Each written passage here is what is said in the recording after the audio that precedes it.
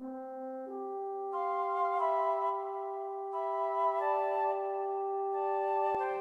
1991, the Saint Vincent College Center for Northern Appalachian Studies started a program of national significance devoted to the preservation of World War II veterans' stories. Professor Richard Wasolick founded the center to document, through oral history interviews, the memories of older generations from all backgrounds and professions in this overlooked region. But the center's efforts from the beginning focused on many of this area's World War II veterans, and in so doing has built an archive and published a series of books that has immense historical and social value. I became involved with the project in 1995 during my senior year at Saint Vincent College and have continued to interview World War II veterans for the center ever since. I can say with the greatest conviction that the opportunity I've had to speak with these veterans has had a life-altering impact on me. It has been my honor and privilege to know these men and women and to be the caretaker of their memories.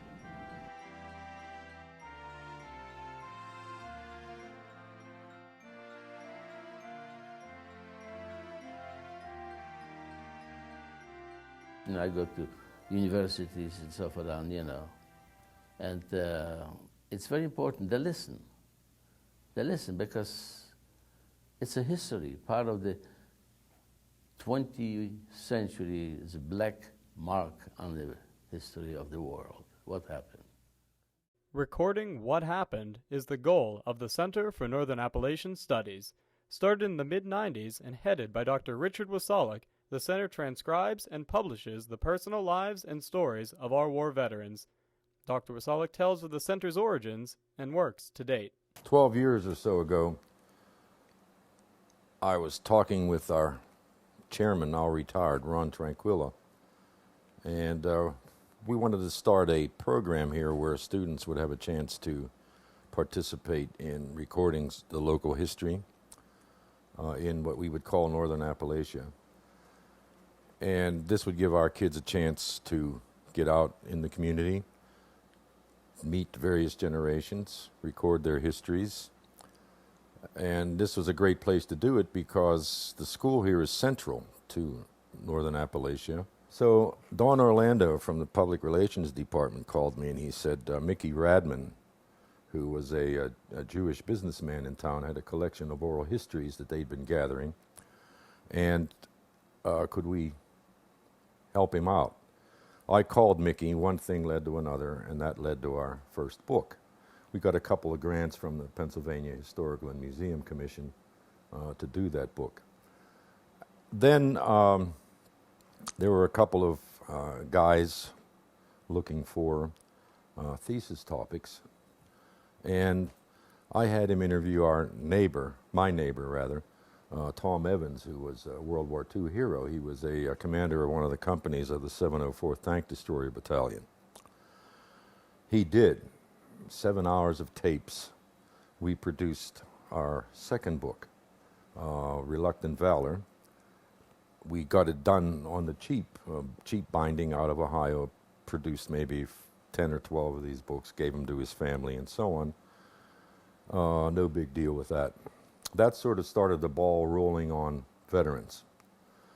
We got some grants from the Museum Commission again to conduct these oral histories of World War II veterans. We did an RAF pilot, John Slaney, a guy I've known for 40 years, and we did 22 women. We published that book. It was called Out of the Kitchen. These are women who served in factories. There was nurses, military nurses, and so on. One thing led to the other. We started to interview the vets who were coming to class, and we produced a very nice volume that we got quite a sizable grant from the Department of Community and Economic Development in the Commonwealth, and we published The Long Road. A couple of years after that, we did our They Say There Was a War, and another companion piece, An Honor to Serve. And now we're working on our fourth one. So we've got over the last 11 years, I'd say, 14 books. They're all very much acclaimed. They've been pretty good bestsellers. We've been able to keep refinancing the center's work to a certain extent on sales, individual grants. On a couple of occasions, some people who saw the books we had published called. One case in point is Dr. Ed Hogan, a dentist from Smithton, had a collection of Civil War letters and he developed a book called Waiting for Jacob. He saw our long road and wanted to know if we would do his book. I said, well, we don't have money to be able to do that, to take a solicited manuscript. I can give you a bid on what it would cost you. He was happy with that because he was prepared to do that anyway. We got that and we published Waiting for Jacob. It went through 3 printings. We still get calls for it. There are certain things that come out of these conversations, be they World War II oral histories or oral histories relative to the Italian-American community in the area or the Jewish community. These are things that normally are not covered in familial situations.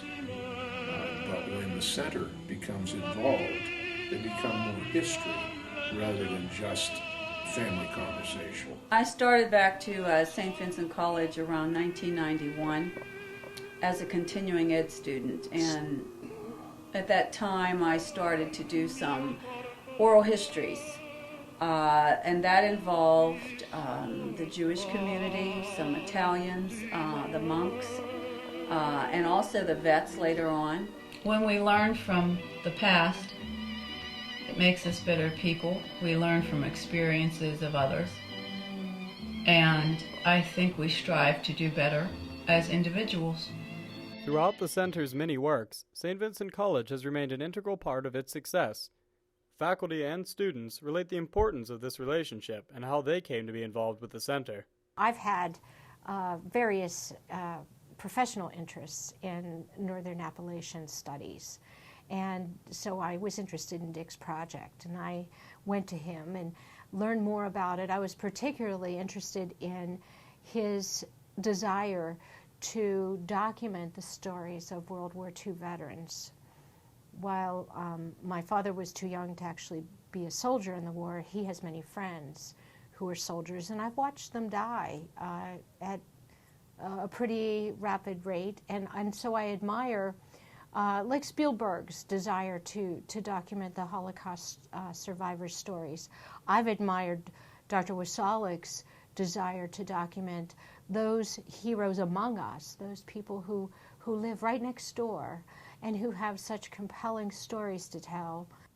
Well, I knew about the center's work several years ago when Dr. Wasalik, when I first started teaching on the Saint Vincent College faculty, I knew that Dr. Wasalik had a lot of projects with his publishing firm, and I first knew about it with his book on World War II women, the women of Westmoreland County, and getting their oral histories. It was my first experience of Dr. Wasalik giving a voice to many people who are left out of traditional history books. I think we're one of the only colleges out there that does a class on veterans with the veterans right there in the class. And it's very interesting academically because it's living literature. So it's something, it's going on almost as you write it, as you read it, as you hear about it. And it's something that happened not too long before our lifetimes. So I think it's important for college kids to know this stuff. Perhaps the most beneficial aspect of the center to St. Vincent College is the opportunity for students to work for Dr. Wasalik and help interview the veterans, gathering their own unique tales. The students discussed how they got involved and their experiences thus far. Well, basically, I was in his language and rhetoric class freshman year, and he really liked one of my papers, so he asked me to join his Faces of Battle class the next semester, and I did. And basically, I just got to know a lot of the veterans, and he asked me to help with the books, transcribing and writing their stories. I originally took Dr. Wasalik's Faces of Battle class, and I was completely enamored. I'm in the Air Force Reserve as well, so I have a military background, and I really appreciated the things that the veterans were talking about, and I grew so interested that I asked him if he needed any help, and he threw me right into doing interviews. The meat of our work is to interview veterans, interview really anybody from a certain time period that has a story, but really we focus on the veteran experience of World War II and soon to be Korea and Vietnam. I've been involved with An Honor to Serve, which is the new publication by the Center, and basically my job was originally to transcribe tapes that had already been on file. However, as we got more and more people on our lists, basically by word of mouth, I was sent out into the field to do interviews, and then I would bring them back, transcribe those, edit them into a readable, conversational type of manuscript, and then collate that into the general manuscript under Dr. Wasolek's guidance. Well, most of my work has been on the latest book, An Honor to Serve. I've done one interview for him, Thomas Katana, who's in An Honor to Serve. Mostly I do transcribing. I transcribe the majority of the interviews in the new book, but I also ship book orders and things like that. These students repeatedly stress that what they have gained from the center is much more than work experience. Many of them also found personal growth. The students and teachers explain the importance of their work and the experiences that will always benefit them. I've definitely come to appreciate my service to the military more, and I've come to a greater understanding of a different time era, a different point in American history that normally when we look at, we like to aggrandize it or make it into something that it's not. It was a totally different era in our history, and I think that by working with these people, by coming into personal contact with them, I've made not only friends, but I've come out with a different picture of American history.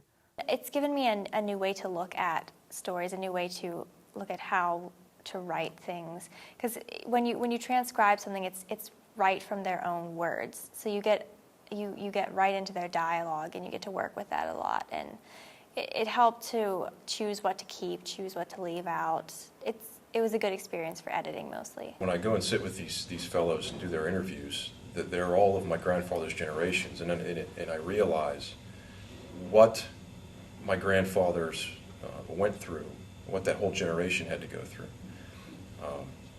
One that stands out specifically is Tom Evans, who was a resident of Greensburg. He was in a tank destroyer outfit during World War II. And one of the things about his story was that prior to going overseas, he was involved in the design and the manufacture of the M18 Hellcat tank destroyer.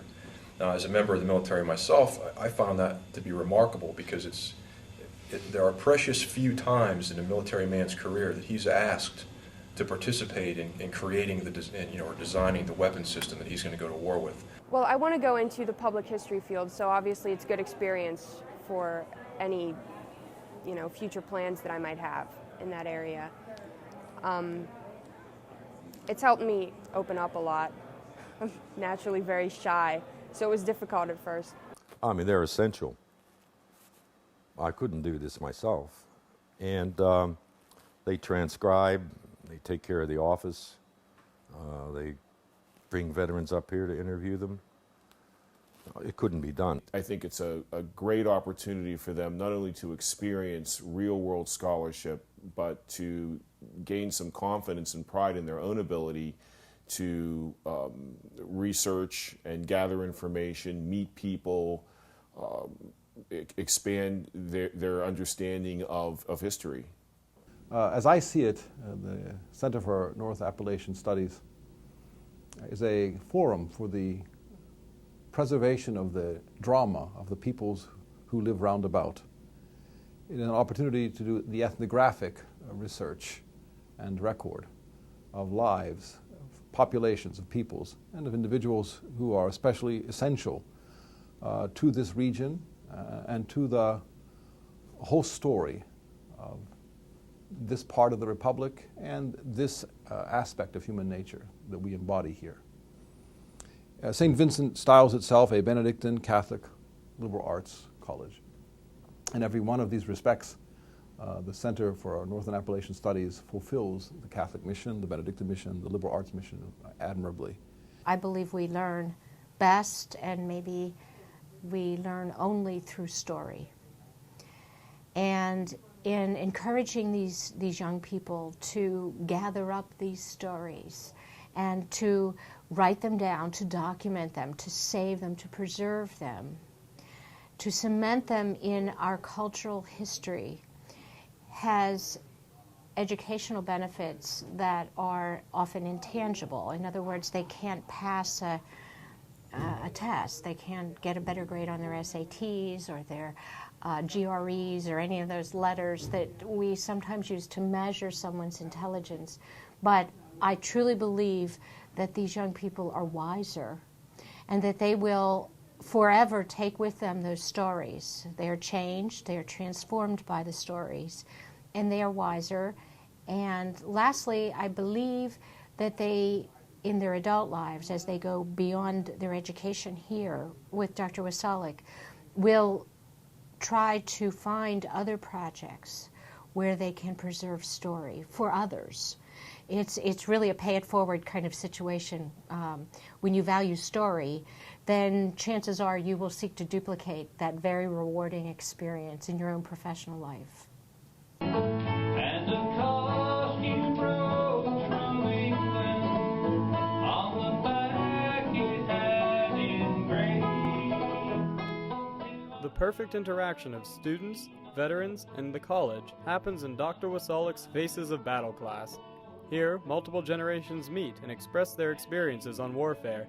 The many veterans are a class each week and help to give lectures on topics from propaganda, specific battles, medics, and many other topics. Dr. Wasalik and others detail the importance of this one-of-a-kind class. The Faces of Battle class is something that's been going on here for 40 years. And Roy Mills now passed away in the history department. We started that class back in 69, 70, somewhere in there. He taught a separate class in military history. I taught one in literature and war. I said, Roy, why don't we combine this? And we did. We did that until Roy retired. And when we started to do the long road, that's when we started to get 10, 12 to 16 of these veterans from the Navy, the Air Force, coming to our classes to participate in the classes.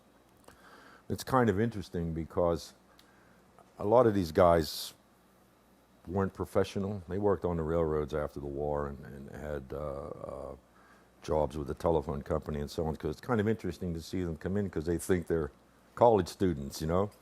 But what's neat about that is they bring those generations together, and the kids in their journals really have some neat stuff, talking about how they've related to these guys. I think the word of mouth goes out about the tremendous amount of passion that these veterans provide in their testimonies in the classroom, and the fact that they're there every class taking an interest, and that the students can sort of understand a living history via the class makes it a very popular event for them.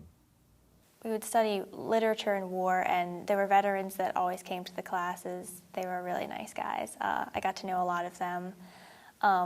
They were really, really funny. They were just, they had so many stories to tell. It was really interesting because we had a book for the class that was all their stories, and then they would expand on them and tell us more details, and it was really an interesting experience to know them. Faces of Battle really came to make me appreciate the fact that there are local heroes who don't get recognized.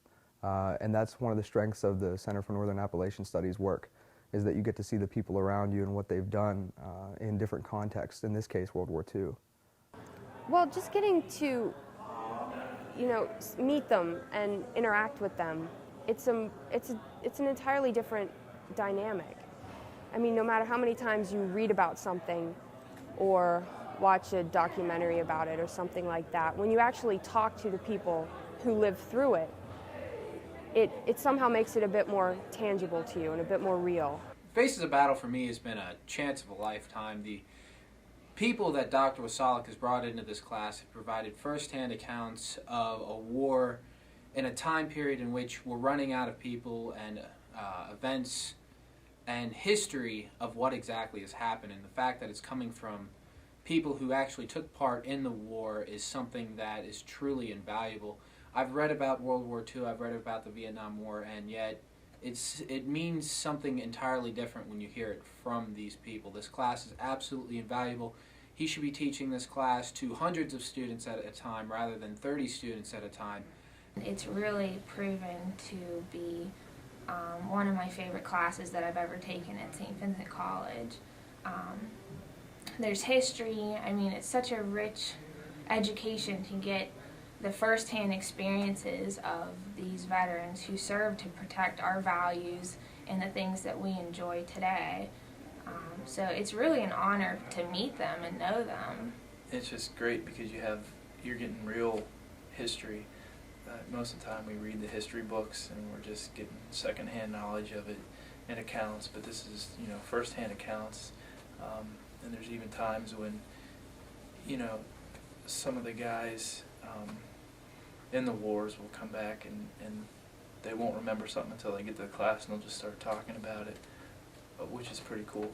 There's a whole lot of stuff, particularly Hurricane Forest. I know I've been there, but I don't know exactly what happened.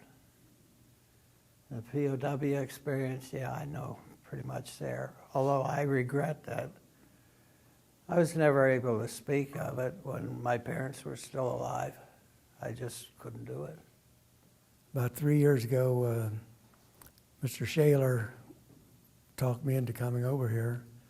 And after the first session here, I decided I wanted to keep coming back because I was only in combat about 6 weeks when our plane was shot down and I was taken prisoner. So I was penned up over in Germany most of the end of the war, and I didn't know what was happening.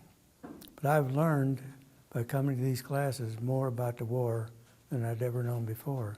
David Wilmus interviewed me, and he came to my house on 2 different occasions, and I thought we had a very good session first day. In fact, I don't think we talked too much about what I went through.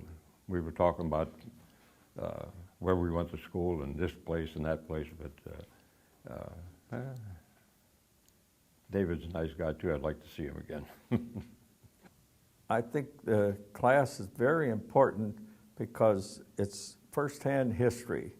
High school students don't get that kind of history, and that shows these kids what a lot of these fellows went through so that they could have their freedom today, and I think that's very important. I still think that the students are sheltered. I think they need to learn what these men went through, what this country went through in World War II.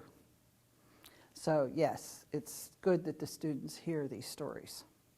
A lot of them have really asked good questions, and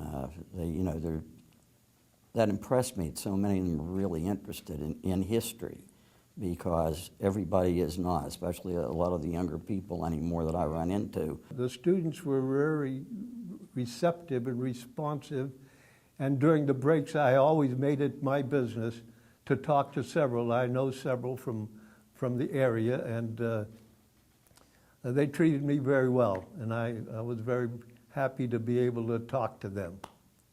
We got involved with this class 2 years ago, and our always intention was to come and tell the kids more about what it was to be a soldier, not glorifying war, but telling our story.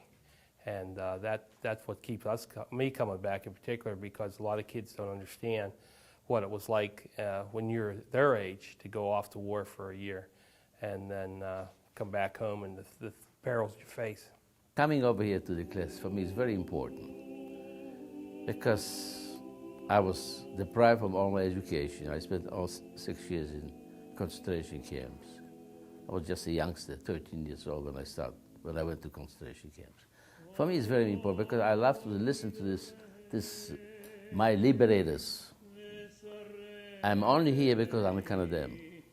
Thanks. I don't know how to thank them, how to express myself, my feeling.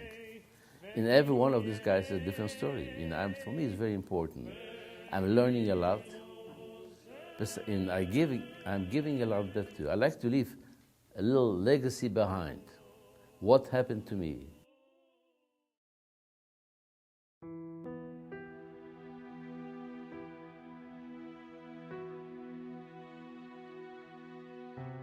Even with so much support of the class and center, the future of the center beyond Dr. Wasalik remains unsure. Dean Spohr discusses her views on why such an important organization must be carried on into the future. I'm worried. I always say to Dr. Wasalik that this project must live beyond him. That if there's one thing this project of Northern Appalachian Studies and the gathering of stories tells us is we're all finite. And this is so important that we need to ensure that the project itself has a life of its own. So I've been thinking and talking to him about how this project goes even beyond its soul, which is Dr. Wasalik, and how that would honor him too, to know that this project would continue after he got too tired to do it, or I don't know how many more books we could ask of someone, but that's my concern right now, that the project flourish, that it beyond even Dr. Wasalik's efforts, so that 15 or 20 years from now, that there is still active scholarship going on in oral history gathering in the area. That would be my hope.